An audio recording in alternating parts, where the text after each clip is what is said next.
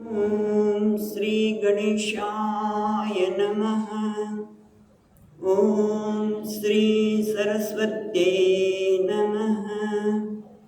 ॐ श्री सद्गुरुभ्यो नमः। ॐ भागवत भगवान की जय।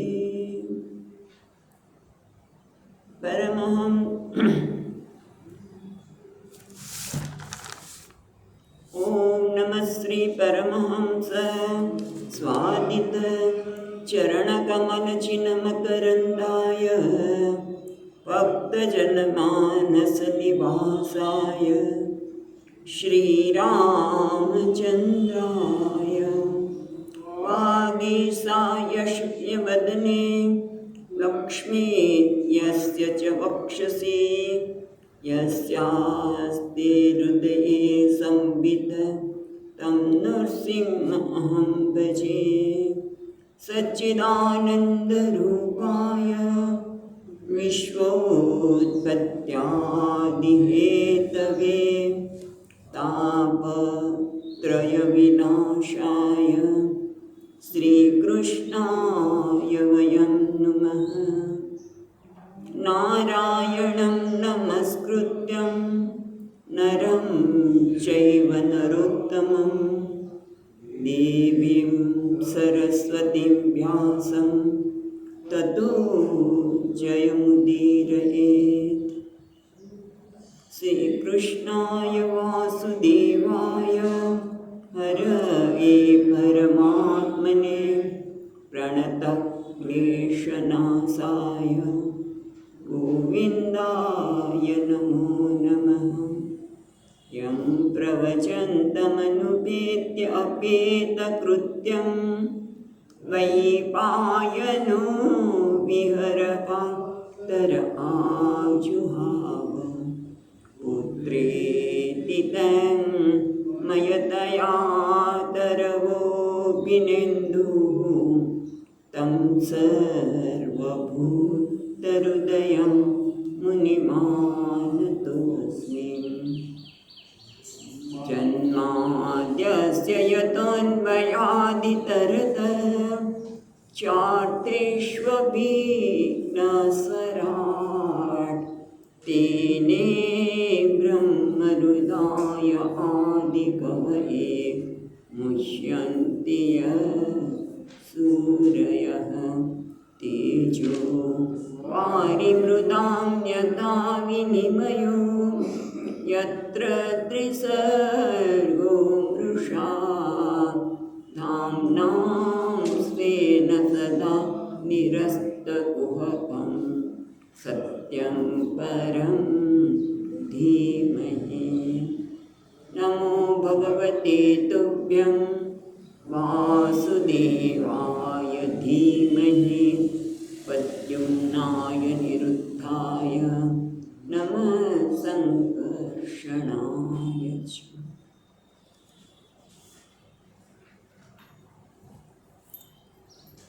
ॐ नमो भगवते वासुदेवाय।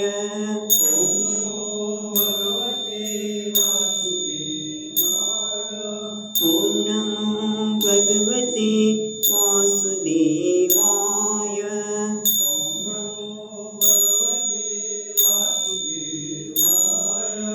वासुदेवाय हरि वासुदेवाय वाय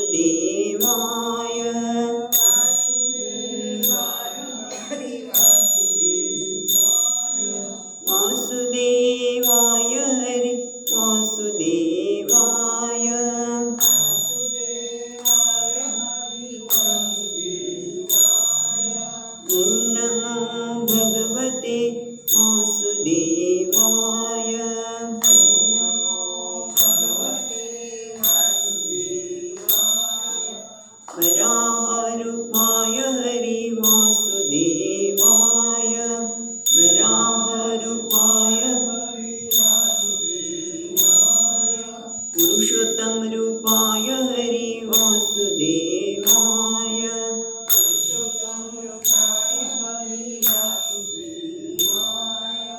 वासुदेवाय हरि वासुदेवाय देवाय हरि वासुदेवाय ॐ नमो भगवते वासुदेवाय ॐ नमो भगवते वासुदेवाय वासुदेवाय हरि वासुदेवाय वासुदेवाय हरि वासुदेवाय ॐ नमो भगवते वासुदेवाय ॐ नमो भगवते वासुदेवाय वासुदेवाय हरि वासुदेवाय देवाय हरि वासुदेवाय वराहरूपाय हरि वासुदेवाय वराहरूपाय हरि पुरुषोत्तम रूपाय हरि वासुदेवाय पुरुषोत्तम रूपाय हरि वासुदेवाय वासुदेवाय हरि वासुदेवाय वासुदेवाय हरि वासुदेवाय ॐ नमो भगवते वासुदेवाय ॐ नमो भगवते वासुदेवाय ॐ नमो भगवते वासुदेवाय ॐ नमो भगवते वासुदेवाय।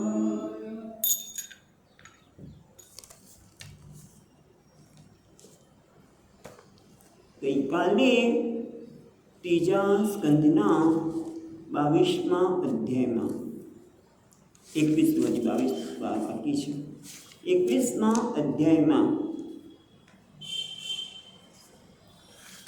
આપણે જોયું એ પ્રમાણે કદર્મ મુનિએ પ્રજાપતિના કહેવાથી કે તમે પ્રજાનું સર્જન કરો માટે 10,000 વર્ષ સુધી તપ કર્યું છે, અર્ચના કરી છે, ભક્તિ કરી છે અને એના કારણે ભગવાન પ્રસન્ન થયા. પહેલાં આત્મરૂપે જ્ઞાન રૂપે દર્શન આપ્યા અને પછી આંખના પ્રત્યક્ષ રૂપે દર્શન પામીને ખૂબ પ્રસન્ન થયા કે હું ખરેખર ભાગ્યશાળી છું કે હું મારી આંખ આજે સફળ થઈ ગઈ. એવી પ્રાર્થના કરી અને ભગવાન પછી પોતે એમને કહ્યું કે આજથી બીજા દિવસે પરમ દિવસે મનુ મહારાજ એમની દીકરીને આવશે, તમે એનો સ્વીકાર કરો. કારણ કે એમણે માગણી કરી હતી કે મારે અનુરૂપ પ્રજાપતિએ કહ્યું છે કે પ્રજાનું સર્જન કરો તો મને અનુરૂપ પત્નીની આવશ્યકતા છે. આમ તો કામના કરવી એ બરોબર નથી, પણ છતાં આવું કહ્યું છે કે મને યોગ્ય પત્નીની આવશ્યકતા છે અને એટલે કહ્યું કે મનુ મહારાજ એની દીકરીને એને આવશે, તમે એનો સ્વીકાર કરજો. અને આમ કહીને ભગવાન ત્યાંથી પોતાના સ્વધામમાં પહોંચી ગયા.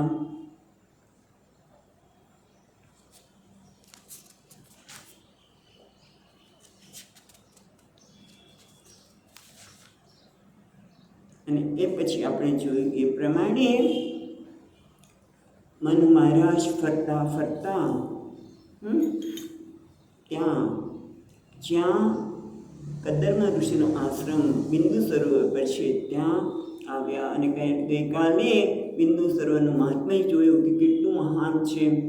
સરસ્વતીના કિનારે છે અને ત્યાં 12 માસ ઋતુ પ્રમાણે ફૂલ અને ફળ આવ્યા જ કરે છે. 12 માસ ફળ આવે છે અને હાથી, ગાય કે કોઈ પણ પ્રાણીઓ છે બધા જ પોતાની હિંસા ભૂલી જઈને ત્યાં રહી રહ્યા છે. એ પણ આપણે જોયું. અને આ રીતે જોઈને મનુ મહારાજને ખૂબ આનંદ થયો છે. આટલું સુંદર સ્થાન છે જ્યાં નદી છે, પછી ઋતુ પ્રમાણે ફળ મળે છે અને એ સાત્વિક અને તપસ્વી ભૂમિ તો છે જ. એ જોયું. ત્યાર પછી મનુ મહારાજ એ જોયું કે કદર્મ મુનિ એ વિદ્યાના તેથી એમનું શરીર શોભાયમાન થઈ રહ્યું છે અને એ પણ બતાવે છે ખૂબ લાંબા સમયનું એમનું તપ છે. આથી એ કૃષ તો નથી પણ એ ભગવાન એમનું શરીર કૃષ નથી પણ એ પુષ્ટ થયેલું. શેનાથી પુષ્ટ થયેલું? કૃષ્ણ નહીં પણ પુષ્ટ શેનાથી થયું છે કે ભગવાનના કટાક્ષ દ્રષ્ટિથી તેમજ ભગવાનના ચંદ્રના કળાના અમૃત પ્રિય પિયુષ પાન એટલે અમૃતનું પાન કરવાથી એ પુષ્ટ થયેલા છે, ઊંચા કદવાળા છે, કમળ જેવી આંખો ધરાવે છે, જટા ધરાવે છે, વલ્કલ વસ્ત્ર ધારણ કરેલા છે પણ થોડા મલિન છે. અને આ જોઈને મનુ મહારાજ એમના ચરણમાં પડે છે, એમની પૂજા કરે છે અને મહારાજ પણ કદર્મ મુનિ પણ એમનો સ્વીકાર કરી એને આશીર્વાદ આપે છે. સ્વાગત કર્યા પછી હવે રાજા તરીકે એમનું આપણે કહેવાય ને સ્તુતિ તો નહીં કહીએ પણ રાજા આવા હોવા જોઈએ. એટલે પોતે રાજા આવા જ છે પણ છતાં રાજા ચક્રવર્તી હોય તે કેવા હોય તો ગઈકાલે જોયું એ પ્રમાણે 51મા શ્લોક સુધી આપણે જોયું હતું, જેમાં કહે છે કે જે સૂર્ય, ચંદ્ર, અગ્નિ, ઇન્દ્ર, વાયુ, યમ, ધર્મ અને વર્મ એ 8 સ્વરૂપો પ્રસંગોપાત જે પ્રકારના પ્રસંગ આવે તેનું રૂપ તૈયાર સ્વીકારે છે એવા શુક્લનારાયણને હું નમસ્કાર કરું છું.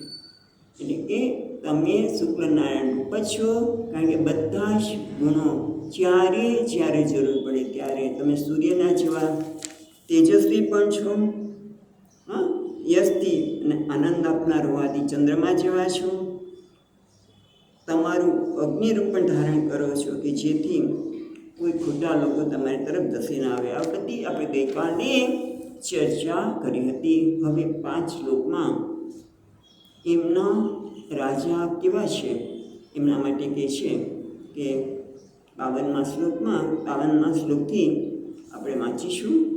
એ બધા એકબીજા સાથે જાય છે. ન યદારતમાસ્તાય ચૈત્રમ મણિગણાર્પિતમ વિસ્ફુરચ્ચંડગોદંડ રથેન ત્રાસયાનઘાન સ્વસૈન્ય ચરણક્ષૂણમ વેપયન મંડલમ ભુવઃ વિકર્ષન બૃહતિમ સેનામ પર્યટસ્યંશુમાનિવ તદૈવ સેતવ સર્વે વર્ણાશ્રમનિબંધનાઃ ભગવદ્રીપ્રચિતા રાજન વિદ્યેરન્બતદસ્યુभिः અધર્મશ્ચ સમેધેત લોલુપૈવ્ય પુંશનિર્ભિः શયાને ત્વયિ લોકોऽયં દસ્યુગ્રસ્તા વિનક્ષ્યતિ. બધા શ્લોક સાથે જોયા, કારણ કે એક પછી એક એની સાથે સંબંધ ધરાવે છે. તો પહેલાં તો 54મા શ્લોકનો બીજી રીતિમાં કહે છે ભગવદ રચિતા રાજન. રાજન એટલે હે રાજા, એ રાજા ન યદા પેલી જોઈએ. પહેલાં 54મા શ્લોકમાં સંબોધન છે એ શું છે કે હે રાજા, ન યદા રથમ આસ્થાય, ન યદા એટલે જ્યારે, રથમ આસ્થાય રથ પર આરૂઢ થવું, રથમાં બેસવું. કયો?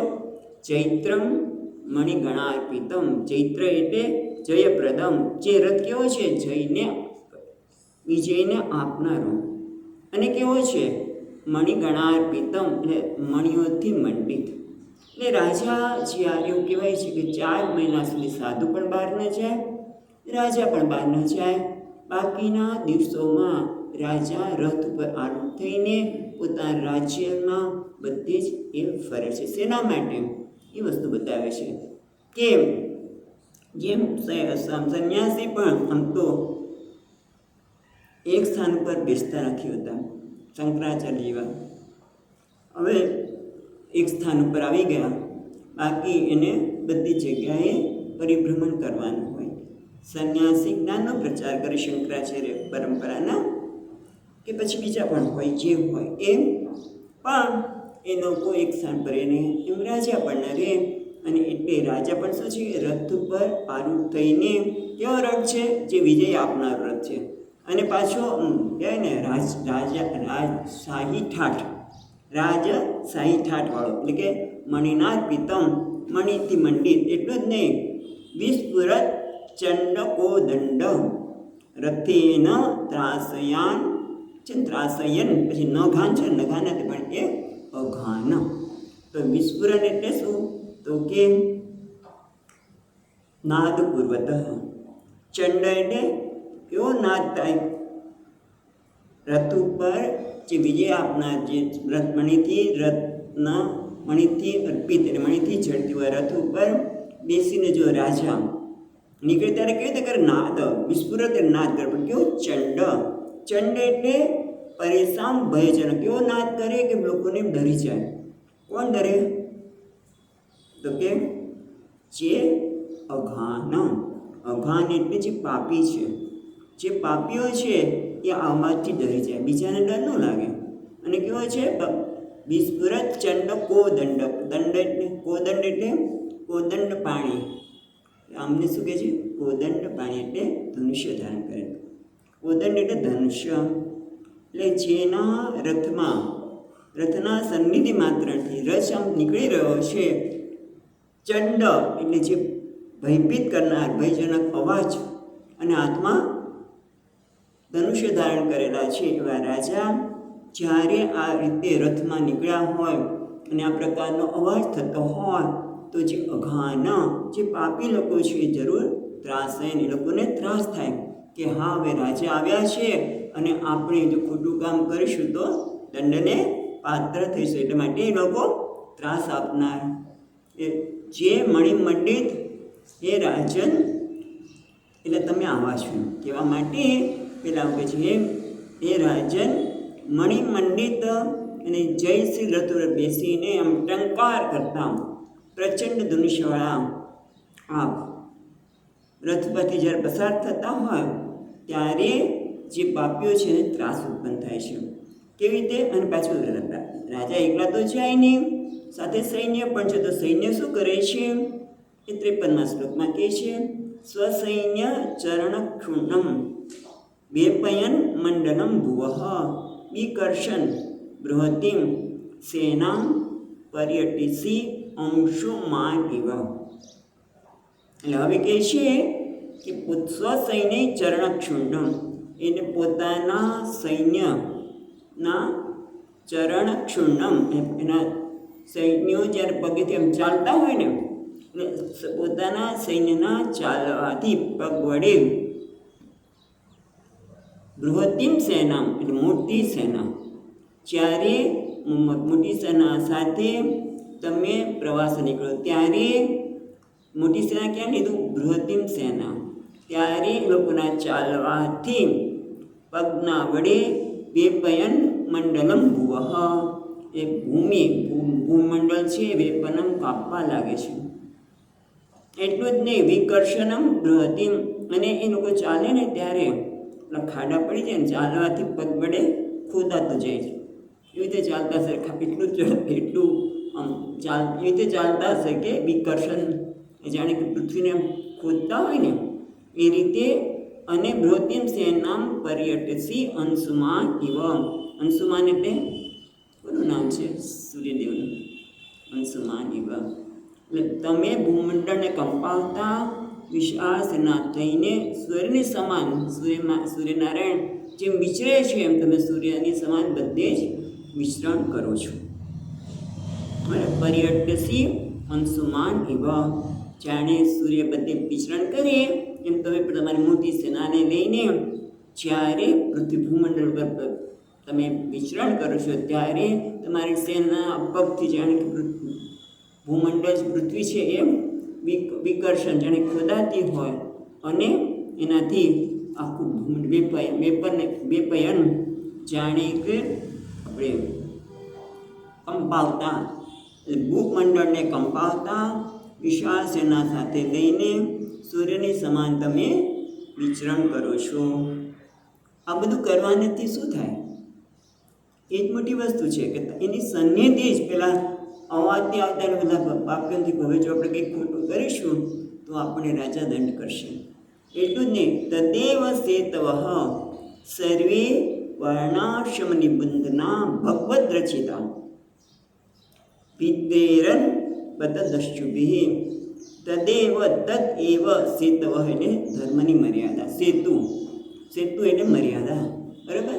ધર્મની મર્યાદા સર્વે વર્ણાશ્રમ નિબંધના, બધા જ વર્ણાશ્રમની ભગવાને ભગવત રચિતા, ભગવાને રચના કરેલી એવી સર્વવર્ણની જે મર્યાદા છે, ધર્મની મર્યાદા છે, એ ભિદ્યેરન બદદસ્યુભિ. જો તમે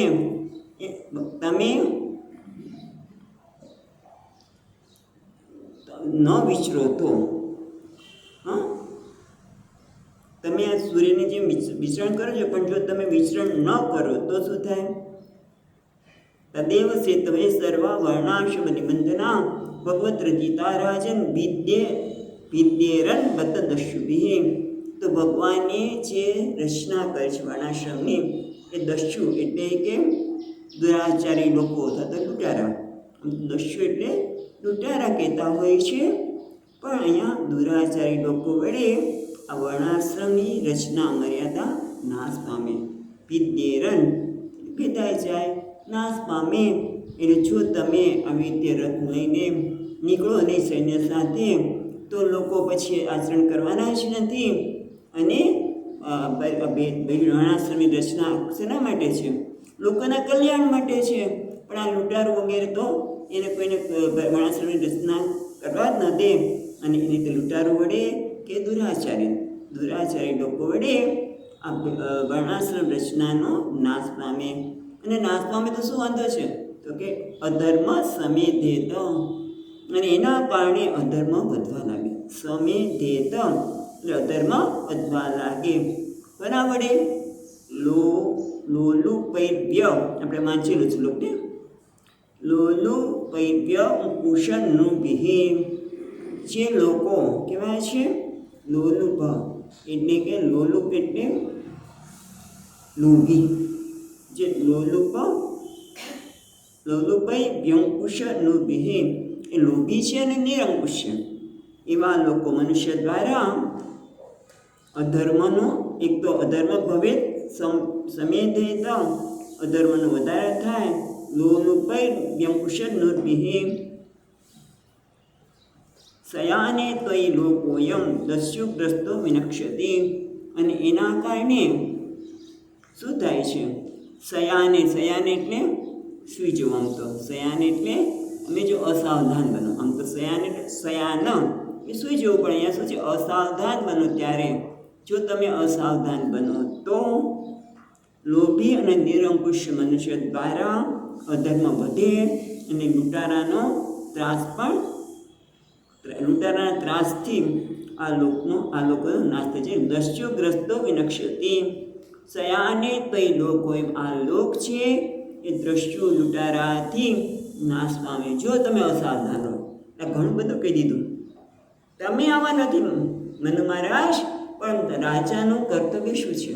તો કે રાજાએ પોતાના વિજયવાળા રથ ઉપર બેસીને, અને બેસી ત્યારે પણ કેવો એ બેઠા હોય પણ એક દંડ એટલે ભયભીત થાય એવો નાદ કરતા અને હાથમાં ધનુષ્ય રાખીને જ્યારે નીકળે ત્યારે લોકો પાપીઓને ત્રાસ થાય કે ભાઈ આપણે કંઈક ખોટું કર્યા છે, હવે રાજા નીકળ્યા છે, આપણું આવી બનશે. અને એટલા માટે કહે છે કે આ રીતે તમે ધર્મની રક્ષા કરો. પણ જો તમે આ રીતે ન નીકળો તો શું થાય? આ લોભી લોકો છે, દુરાચારી છે, વર્ણાશ્રમ વ્યવસ્થાને નાશ કરે, અધર્મનો વધારો થાય. અને એના લીધે જે લોભી છે, નિરંકુશ લોકો છે, એ લોકોના ત્રાસ વધવા માંડે. જો તમે સયાને જો તમે અસાવધાન રહો તો આ લોકો લોલુપ છે, લોભી અને નિરંકુશ લોકો નો ત્રાસ વધે અને એના કારણે દસ્યુ લૂંટારા પણ વધે, એના લોકનો નાશ થાય. પણ તમે એવું કરતા નહીં. રામસુદેવને ધર્મનું જ્ઞાન આપ્યું. હવે આટલું કહ્યા પછી 56મા શ્લોકમાં કહે છે,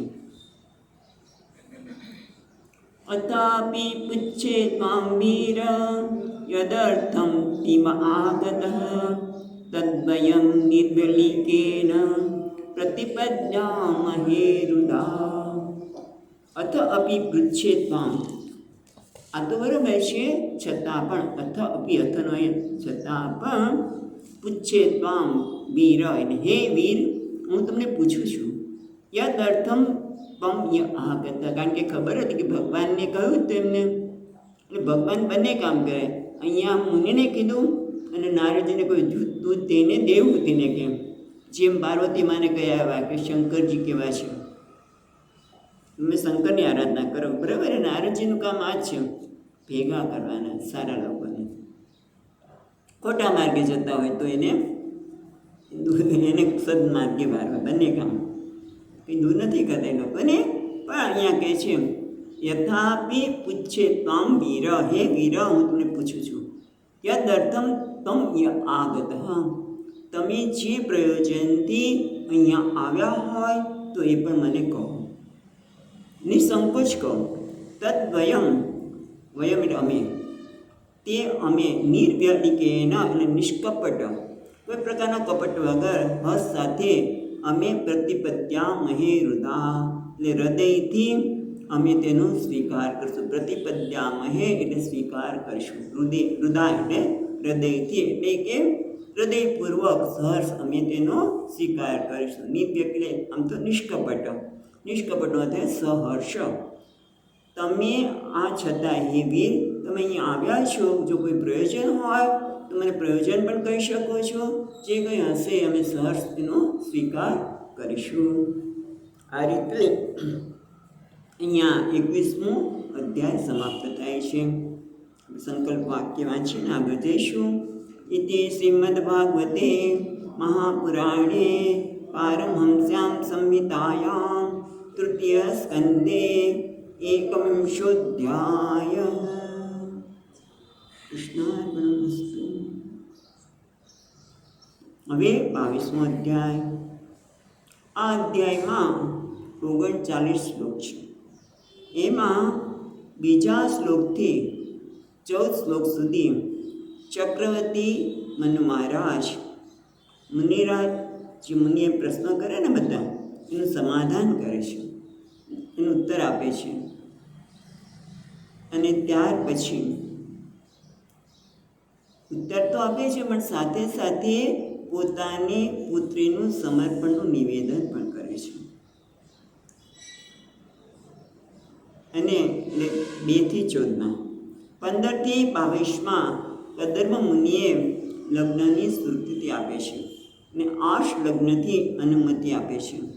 ત્યાર પછી 23 થી 26 દેવહૂતિજીના લગ્ન થાય છે એમની સાથે.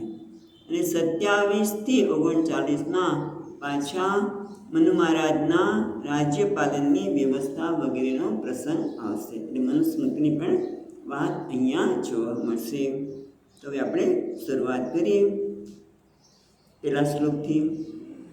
મૈત્રેયવાચ એવામિષ્કૃત્ય શેષ ગુણકર્મોદયો મુનિમ સવ્રીડ ઇવ તમ સમ્રાટ ઉપારતં વાચ. એવં આવિષ્કૃત્યા અશેષ, એવં આવિષ્કૃત્ય, આવિષ્કૃત્ય એટલે આવિષ્કાર કરો એટલે પ્રગટ કરવામાં આવ્યું અથવા તો પ્રશંસા કરવામાં આવી હતી, જેમ હતી તે ગુણકર્મો દયો મુનિ, જે અત્યાર સુધી મુનિએ જે પ્રશંસા કરી ને એ એમના ગુણની અને કર્મની.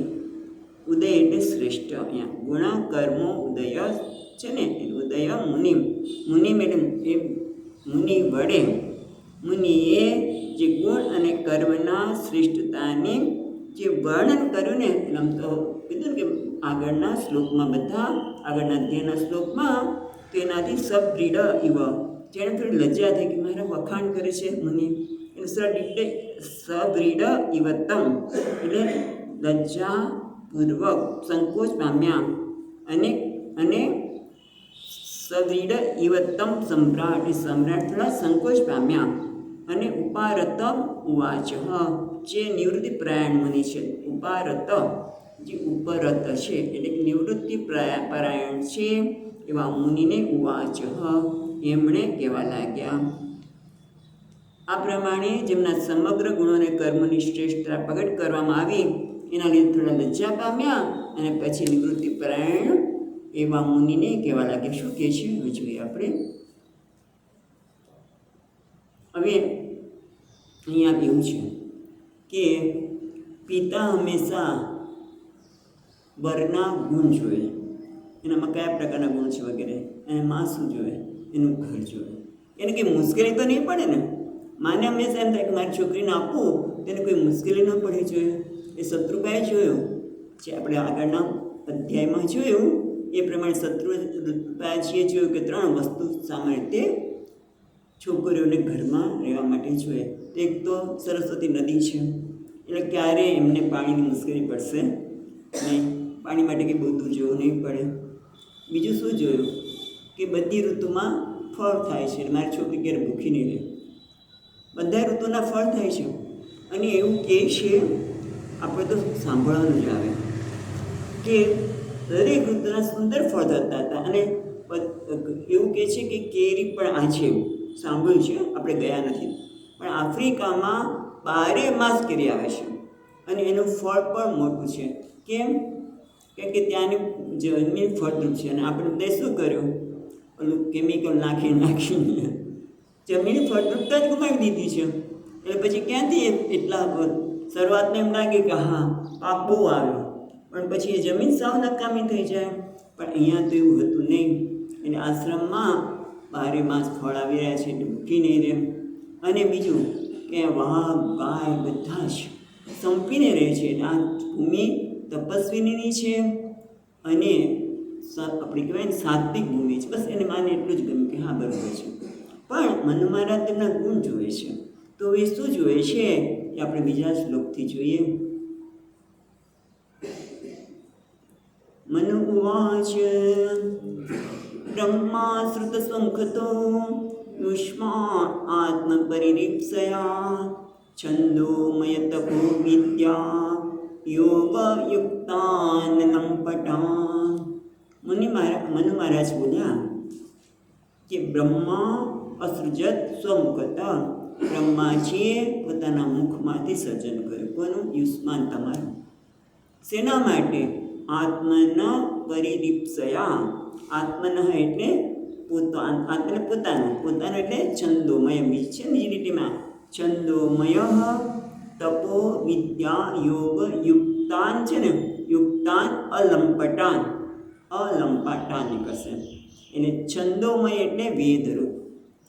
યુષ્માન આત્મપરિરક્ષયા એટલે આત્મા એટલે પોતાનું એટલે છંદોમય.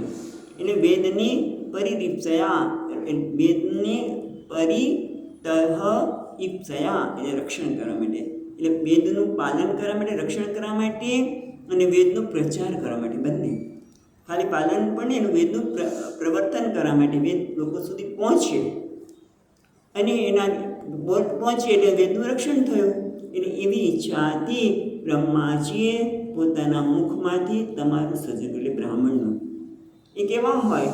છંદોમય વેદરૂપ, તપોમય એ તપમય હોય, વિદ્યા યોગયુક્તા અલંપટાન, અલંપટ એટલે વિષયમાં અનાસક્ત, અલંપટ એ વિષયોમાં અનાસક્ત એવા આપને એમ બ્રહ્માજીએ પોતાના મુખમાંથી પ્રગટ કર્યા.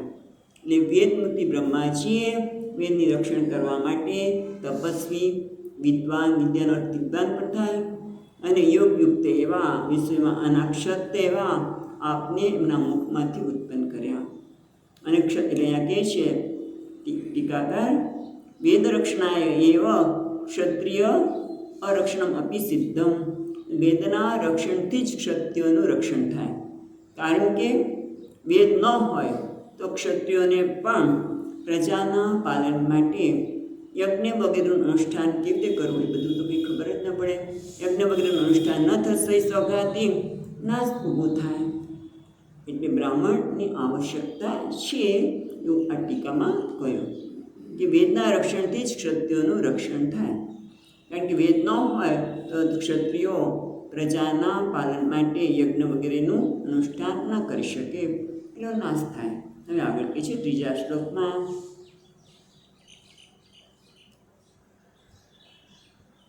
તત્રાણાય સૃજત તસ્માન દોસહસ્રા સહસ્રપાદ હૃદયં તસ્ય હિ બ્રહ્મ ક્ષત્રમ અંગ પ્રચક્ષતે.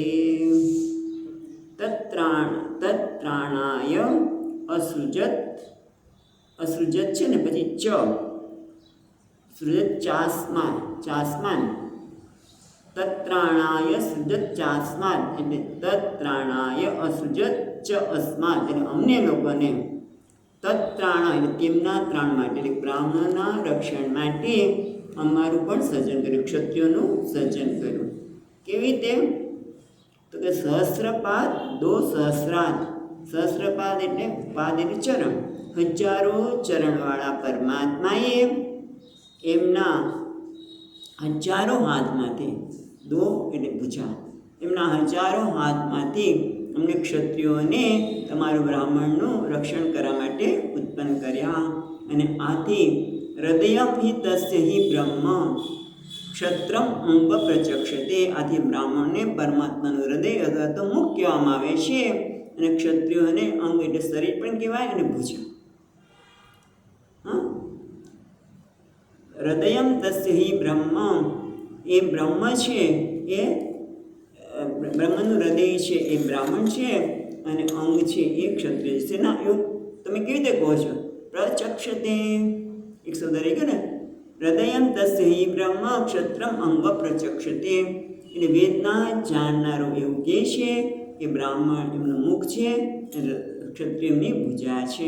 અને એટલા માટે પણ આપણે ખબર છે કે વિશ્વામિત્ર યજ્ઞ કરી રહ્યા છે, અને યજ્ઞ કરી રહ્યા છે ત્યારે ઓલા બધા આવીને રાક્ષસો હેરાન કરે છે. તો કેવી રીતે થાય? ભાઈ ક્ષત્રિયોને બોલાવો. દશરથ રાજા પાસે ગયા કે એવી વ્યક્તિ કોણ છે? રામ, એ જ આ લોકોને મારી શકે. કોણ છે? કોણ નથી? કોને મારવાના હતા? હા, તાડકા વગેરે. રાઈટ, તાડકા વગેરે મારવા માટે એની પાસે ટૂંકમાં બ્રાહ્મણો વેદનું રક્ષણ કરવું હોય તેમને ક્ષત્રિયની જરૂર પડે. આગળ કહે છે પછીના હજી ટીકા બાકી રહી ગઈ. એટલે અતએવ મહાભારતે શાંતિ પર્વની, આથી મહાભારતના શાંતિ પર્વમાં પણ કહે છે. શું કહે છે? બ્રાહ્મણ ક્ષત્રિયથી વૃદ્ધિ કરે, બ્રાહ્મણ ક્ષત્રિયની વૃદ્ધિ કરે, અને ક્ષત્રિયથી બ્રાહ્મણ વૃદ્ધિ પામે. જેમ કે પ્રજાના અદૃષ્ટ ભયને બ્રાહ્મણ દૂર કરે, પ્રજાના અદૃષ્ટ ભયને એવી આપણે વેદના મંત્રો વગેરેથી, અને દૃષ્ટ ભય છે એ રાજા બાહુબળથી દૂર કરે, અને તેથી પ્રજા સુખ પામે. એટલે બ્રાહ્મણ ક્ષત્રિયની વૃદ્ધિ કરે, અને ક્ષત્રિયથી બ્રાહ્મણ વૃદ્ધિ પામે, અને આમ એ રીતે પ્રજા સુખ પામે. હવે આગળ જઈએ ચોથા શ્લોકમાં અતો શન્યતો નાત્માનં બ્રહ્મ ક્ષત્રં ચ રક્ષતઃ રક્ષતિ સ્માભ્યો દેવઃ સય સદસદાત્મકઃ.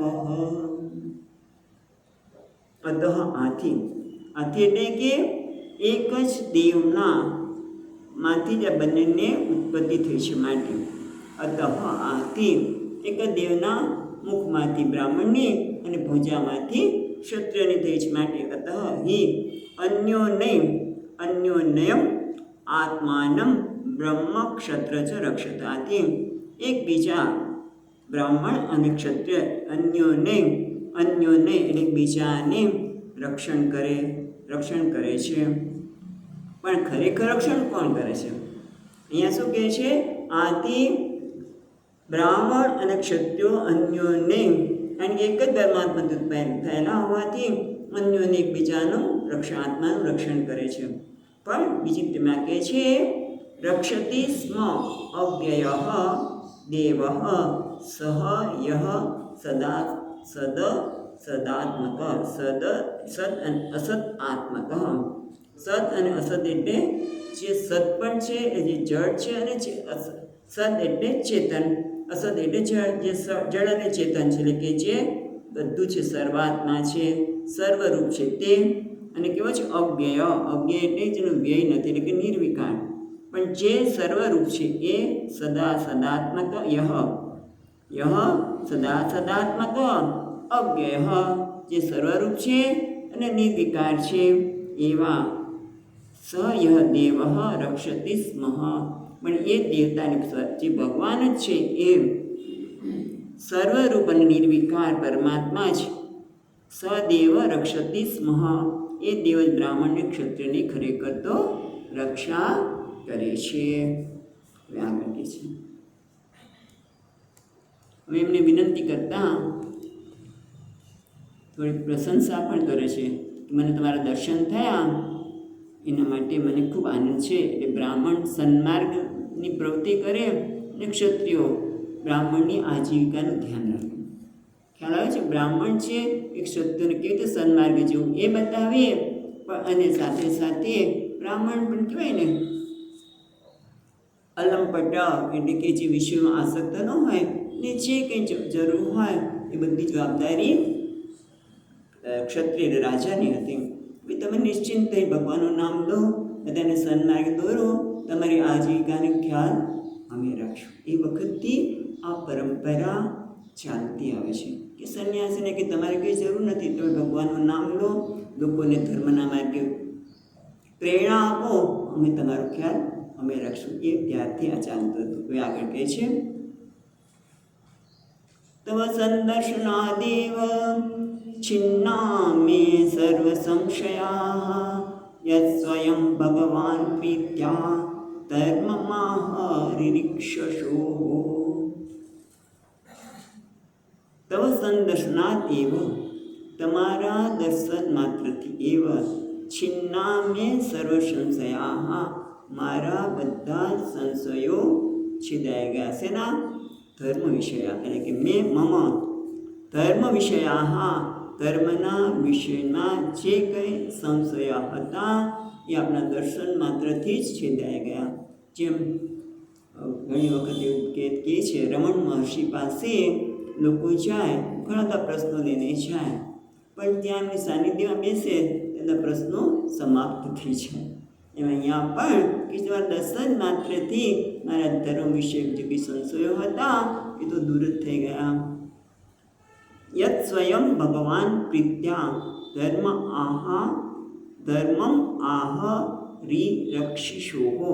રિરક્ષિષો એટલે પ્રજાપાલનની ઈચ્છા, રિરક્ષ એટલે પ્રજાના પાલન કરવાની ઈચ્છાવાળા એને કહેવાય છે રિરક્ષિષો મમ. એટલે યત સ્વયં તમે પોતે પણ ભગવાન પ્રીત્યા પ્રેમપૂર્વક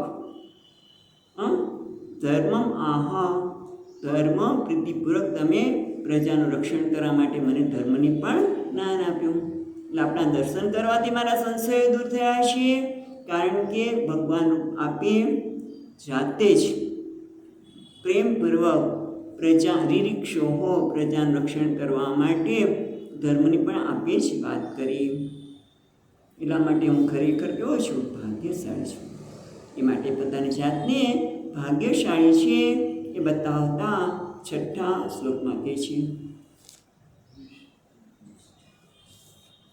દિષ્ટ્યા મે ભગવાન દૃષ્ટો દુર્દશો યો કૃતાત્મના દિષ્ટ્યા પાદરજસ્પૃષ્ટં શ્રેષ્ઠા મે ભવત શિવમ. દિષ્ટ્યા એટલે અહોભાગ્ય, કે શુભ માટે આ શબ્દ વપરાય છે. દિષ્ટ્યા મે ભગવાન દુષ્ટ દુર્દશ યહ અકૃતાત્મન. અકૃતાત્મન પેલા શબ્દ જોઈએ. યહ અકૃતાત્મન દુર્દશો, એ જેનું ચિત્ત કૃતાત્મ નથી, અકૃતાત્મ જેનું ચિત્ત વશમાં નથી એવા મનુષ્યને માટે તમારા દર્શન દુર્લભ છે. દુર્દર્શ એટલે દર્શન દુર્લભ છે. અજિત્યેન્દ્ર મનુષ્યો માટે જે ભગવાનના દર્શન આપણા દર્શન દુર્લભ છે. દૃષ્ટ્યા મેં ભગવાન દૃષ્ટ એ પણ એ ભગવાન એટલે અહીંયા ભવત ભગવાન માટે ભવત આપના મને દર્શન થાય મારું અહોભાગ્ય છે. દૃષ્ટ્યા મેં દૃષ્ટ મને દૃષ્ટ્યા અહોભાગ્ય છે મારું અહોભાગ્ય છે મને દર્શન થયા. બાકી બધાને આપણા દર્શન શક્ય નથી. જેમ કહે છે ને કે રામાયણમાં પણ કહે છે ને કે ભગવાનની કૃપા ન હોય જે લોકો એ પ્રકારના તૈયાર ન હોય તો એ લોકો માનસરોવરની વાત કરતા તુલસીદાસજી મહારાજ કહે છે કે બાજુમાં માનસરોવર હોય પણ એ લોકો જઈ શકે નહીં કારણ કે અકૃતાત્મના એ લોકો જીતેન્દ્ર નથી. ભગવાન માટે પ્રેમ નથી. એ તો સંતના દર્શન પણ બધાને થતા નથી. પણ જે મારા જેવા મને થયા એવું ખૂબ અહોભાગ્ય છે. એટલું જ નહીં દૃષ્ટ્યા પાદરજસ પૃષ્ઠમ શીર્ષના મે ભવત સેવમ અને આપના ભવત એટલે આપના પાદરજ એટલે ચરણરજ પુષ્ટમ શીર્ષના મે દિષ્ટ્યા અને મારું અહોભાગ્ય છે કે આપના ચરણરજને મેં શીર્ષના મારા મસ્તક ઉપર હું લગાવીશ એનું મસ્તક પર તમારા ચરણરજનો સ્પર્શ કરાવ્યો એ પણ મારું અહોભાગ્ય છે. કારણ કે કેવી છે ભવત શિવમ એ મંગલકારી છે. આપણા ચરણરજ છે એ મસ્તક પર ધારણ કરાવી એ પણ મંગલ એ પણ અહોભાગ્ય છે. ભવત શિવમ એટલે કલ્યાણકારી છે. આપણી ચરણ કેવી છે કલ્યાણકારી છે અને એ મને મળ્યું મારા મસ્તક પર ધારણ કરી શક્યો એ મારું અહોભાગ્ય છે. હવે આગળ કહે છે હજી પોતાના અહોભાગ્યની વાત કરતા કહે છે વિષ્ટ્યા ત્વયાનુશિષ્ટોહમ કૃતશ્ચાનુગૃહો મહાન અપાવૃતે કર્ણરંધ્રૈઃ ચુષ્ટાદિષ્ટો યોષિતિર્ગિરઃ. દૃષ્ટ્યા ત્વયા અનુશિષ્ટ મારું મહાન ભાગ્ય છે કે ત્વયા અનુશિષ્ટો અહમ કૃતશ્ચ અનુગ્રહો મહાન. કારણ કે આપના દ્વારા હું ધર્મનો ઉપદેશ બરાબર અનુશિષ્ટ અહમ અનુશિષ્ટ એટલે ધર્મ શિક્ષિત ઇતિ બસ ધર્મ અને આતિથ્ય ધર્મનું પણ તમે બતાવ્યું. કારણ કે આવ્યા ત્યારે આતિથ્ય ધર્મનું પાલન કરે જ ને. આપણે તો જોયું કે કોઈઓ પણ આતિથ્ય ધર્મ પાલન કરે છે આવો આવો વગેરે ગઈકાલે જોયું. અને સાથે એમણે પણ આસન આપ્યું હશે જળ આપ્યું વગેરે જે કર્યું હશે એટલે આતિથ્ય ધર્મ અને ધર્મનું શિક્ષણ એ બધું પામીને હું ખરેખર અનુગૃહિત છું. દિષ્ટ્યા તયા અનુશિષ્ટોહમ કૃતશ્ચ અનુગ્રહો મહાન. ખરેખર હું મહાભાગ્યશાળી છું અને તમે મને જે ધર્મનો ઉપદેશ આપ્યો એના માટે કૃતશ્ચ અનુગ્રહો મહાન. મેં મારા ઉપર મહાન અનુગ્રહ કર્યો છે ધર્મનો ઉપદેશ આપીને. તમને ખ્યાલ હોય તો આપણે આમાં પણ જોયું પહેલાંની એ પદ્ધતિ હતી કે કુશળતા પૂછતા પૂછતા પણ આમાં ભાગવતમાં પણ આવ્યું છે. કુશળતા પૂછતા પૂછતા રાજાના કર્તવ્યની પણ વાત કરી દેવામાં વિદુરજીએ જ કરેલી. એ રીતે અહીંયા પણ ધર્મની વાત કરતાં એમણે રાજા આમાં તમે મહાન છો કહેતા કહેતા ધર્મનો પણ ઉપદેશ આપી દીધો અને પાછાના દર્શનથી જ એમના ઘણા સંશય તો છેદાઈ ગયા. એટલે આમ ખરેખર તમે મારા પર બહુ અનુગ્રહ કર્યો છે. પણ એની પાછળનું મોટું કારણ શું છે? ઘણી વખત લોકો ઘણું બધું કહેતા હોય, આપણે એમ સામે બેઠા હોય સાંભળતા પણ હોય પણ કદાચ ઉપરથી જતું હોય. કારણ કે આપણું ધ્યાન બીજે હોઈ શકે, કાન ઉપર શબ્દો પડતા હોય પણ એને બરાબર સંભળાતા ન હોય એવું પણ બની શકે ને. પણ એ કહે છે ના એવું નથી મારા માટે. એ માટે બીજી લીટીમાં કહે છે અપાવૃત્તૈ કર્ણરંધ્રૈઃ. અપાવૃત્તિ એટલે આવરણ રહિતૈઃ. એટલે કે આવરણ રહિત એટલે કે મેં કાન ખોલીને આમ તો આવરણ અપાવૃત્તૈ કર્ણરંધ્રૈઃ એટલે મેં કાન ખોલીને એટલે કે એકાગ્ર ચિત્તથી. કાન ખોલીને કહે એટલે કાન તો ખુલ્લા જ છે ભાઈ પણ એકાગ્ર ચિત્તથી એટલે કાન અપાવૃત્તૈ કર્ણરંધ્રૈઃ એટલે કે કાન ખોલીને એકાગ્રતાથી ચુષ્ટા દિષ્ઠ પછી છે ને દિષ્ઠા હું નીકળશે ઉષિત ગિરહ.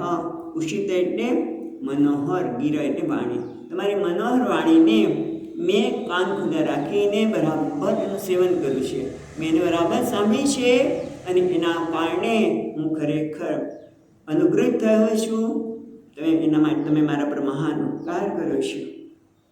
આટલું ગયા પછી કે તમે ખરેખર મારો ઉપકાર કર્યો છો, પણ હવે પછી પોતાની પુત્રીની વાત કરે છે. 8મા શ્લોકમાં કહે છે, સભવાન દુહિત સ્નેહ પરિક્લિષ્ટાત્મનો મમ શ્રોતુમર્હસि દીનસ્ય શ્રાવિતમ કૃપયા મુને. મુને જે છેલ્લો શબ્દ છે એ સંબોધન છે, હે મુનિ. સભવાન દુહિતૃ સ્નેહ પરિક્લિષ્ટો આત્મન મમ. સ પછી ક્યાં આવે છે? શ્રોતુમ અર્હસી. સ ભવાન સબ છે ને, હે મુનિ. શ્રોતુમ અર્હસી, તમે મને સાંભળવા યોગ્ય, તમે મને સાંભળો, હું કેવો છું. સ ભવાન શ્રોતુમ અર્હસી, હે મુને, હે ભવાન સહ શ્રોતુમ ઇચ્છ, તમે મને સાંભળવા યોગ્ય, તમે ટૂંકમાં મને સાંભળો. અર્હસી એટલે સાંભળવા યોગ્ય છે, તમે મને સાંભળો. શું? દુહિતૃ સ્નેહ પરિક્લિષ્ટ આત્મનો મમ. દુહિતૃ એટલે પુત્રી,